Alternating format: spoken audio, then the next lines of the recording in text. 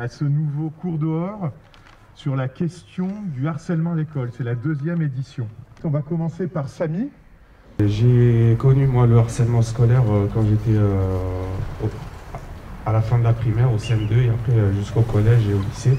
Ça a commencé par là en me disant ouais, donne-moi ton goûter sinon on va te frapper, etc. Donc voilà, ça a commencé comme ça. Après voilà, au collège, la 6e, ça s'est passé un peu normalement. Jusqu'à la fin de la 5e, l'été avant la rentrée de la 5e, j'étais en centre aéré où j'ai rencontré un garçon qui a commencé. C'est là où mon calvaire a commencé, avec plusieurs de ses amis qui ont fait une bande, on va dire, comment on appelle ça comme ça, qui ont fait une bande et qui m'ont fait vivre un calvaire pendant de longues années.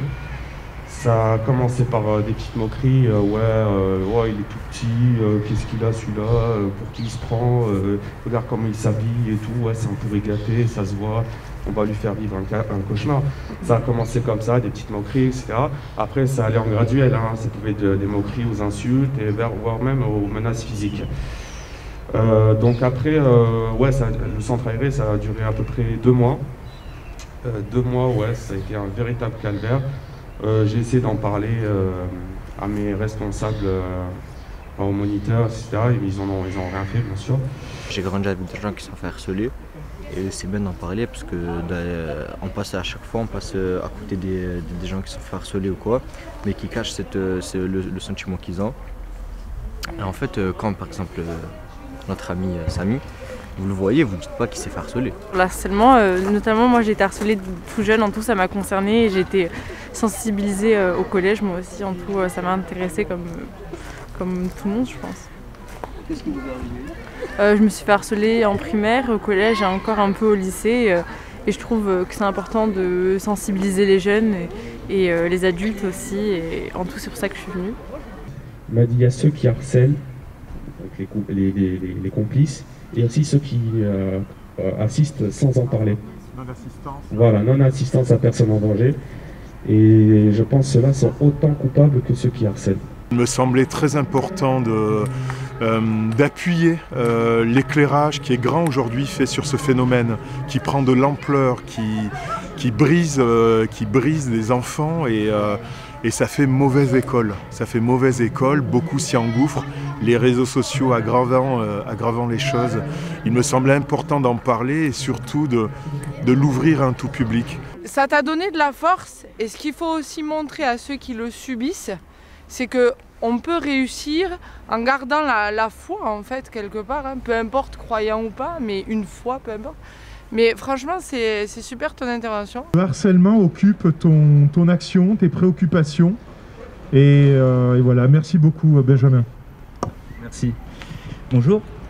Du coup, donc Benjamin, je travaille au centre social CAF, qui est un peu plus bas. Voilà, je travaille là-bas, référent jeunesse, donc on met plein d'actions en place avec les jeunes et pour les jeunes aussi. Et j'ai cette mission aussi d'être présent sur le numérique. On a tous notre rôle à jouer en fait là-dedans, c'est pas parce que on voit ce qui se passe qu'il faut rien dire non plus. Et c'est pas parce qu'on va voir les CPE ou les chefs d'établissement ou même un autre adulte et que derrière on voit pas ce qui se passe qu'il faut dire il se passe rien. Le cyberharcèlement, comme on dit, hein, qui est très très grandissant avec tout ce qui est le développement des réseaux sociaux et en fait on n'a pas forcément cette...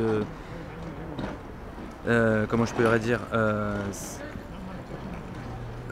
à se protéger sur le net en fait. On y va sans forcément avoir ce recul de protection et de paramétrage et toutes ces choses là. Donc voilà, il faut l'éducation aux médias, il faut de l'éducation aux médias. Pourquoi amener les élèves sur ce terrain-là? Eh bien, je dirais que cette sensibilisation, elle va permettre, alors je reste mesurée, mais peut-être à aider certains élèves. Et si cette déambulation et le fait d'amener mes élèves dans ces thématiques-là va permettre à un élève de ne pas souffrir de harcèlement, alors on a déjà tout gagné. À partir de là, l'intérêt de sortir le meneur de ce système-là, eh bien, c'était casser cet environnement-là. Voilà. Et ça a très bien marché pendant un certain temps. Après, bon, je l'ai un peu perdu de vue. Le harcèlement a toujours existé. C'était du harcèlement par rapport à une représentativité physique, par rapport à plein de choses comme ça. Mais c'était pas aussi violent que maintenant. L'élément accélérateur, si tu veux, de cette violence, c'est les réseaux sociaux. Il n'y a pas de souci là-dessus. Tout le monde est d'accord pour se rendre compte de ça. Mais c'est vrai que judiciairement aujourd'hui, on a une réponse à ça, à condition évidemment que les gens harcelés viennent déposer plainte, parce que tout est soumis à cette obligation-là. Pour ma part, j'avais déjà des solutions en tête, par exemple, comme à l'école, on a des infirmières, des conseillers en orientation.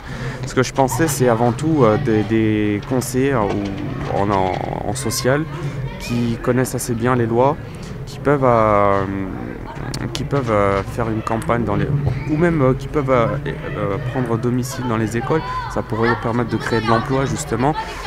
Donc toutes ces personnes-là auraient en charge de mettre plein d'affiches dans les écoles, d'avoir leur bureau dans ces écoles et d'avertir sur toutes les lois qui existent sur le harcèlement scolaire. Et toutes les peines que risquent tous les harceleurs. Et même également, on parle des harceleurs, mais on ne parle pas suffisamment de ceux qui assistent sans parler. Et je pense que ceux-là ont une grosse responsabilité parce qu'ils peuvent parler. Et je pense que ceux-là, ils sont, comme on dit, ils sont coupables de non-assistance à personne en danger. Donc voilà, c'est ce que je propose. C'est vraiment toutes ces conseillers sociales ou assistances sociales, comme on peut en parler. Mais le problème, on m'a dit oui, il y en a, mais je pense qu'il n'y en a pas suffisamment. On est en contact, c'est un petit couple par exemple qui est en contact. Il y a des échanges un peu personnels qui se fait, des photos qui sont échangées. Sujet, mais c'est qu'un volet de l'action. Donc en fait, on a mis en place, avant même qu'on ait les locaux.